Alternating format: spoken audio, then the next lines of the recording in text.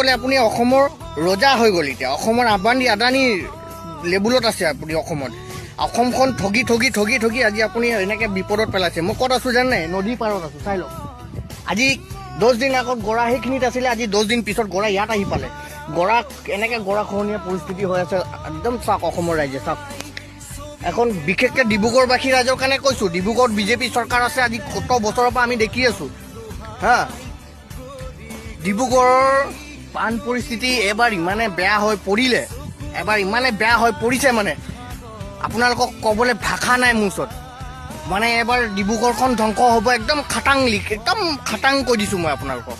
চাওক, ৰাজনীতি কৰক, কিন্তু ইমান লেতেৰা ৰাজনীতি নকৰিব অসমৰ ৰাইজক লৈ।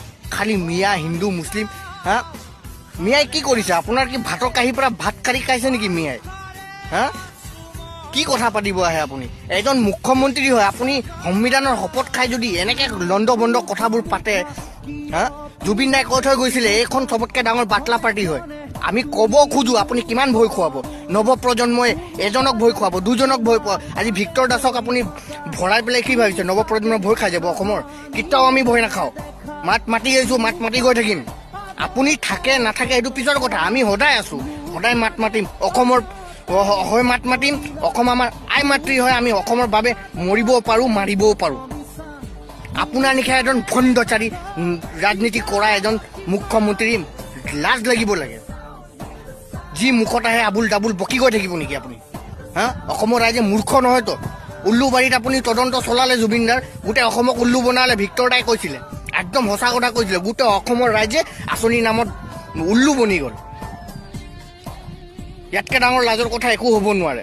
সকীয়াই দিছোঁ আপোনাক, আপুনি এখন মুখ্যমন্ত্ৰী হয় আৰু সংবিধানৰ শপত খাই পেলাই আপুনি যে এনেকৈ লণ্ড ভণ্ড কথা পাতি আছে, আপোনাক সকীয়াই দিছোঁ। অসমৰ নৱপ্ৰজন্মই কিন্তু ঘেণ্টা খাতিৰ নকৰোঁ। সকলো অসমৰ নৱপ্ৰজন্মক ক'ব খোজোঁ, আপোনালোকে এতিয়া ওলাই আহিব লাগে। এইজন মুখ্যমন্ত্ৰীৰ বিৰুদ্ধে আপোনালোকে ৰাজপথত ওলাই আহিব লাগে। তো মোৰ ইমানেই কথা। হয়তো মই ইয়াৰ পিছত জেলৰ ভাত খাবলগীয়া হ'ব পাৰে, কিন্তু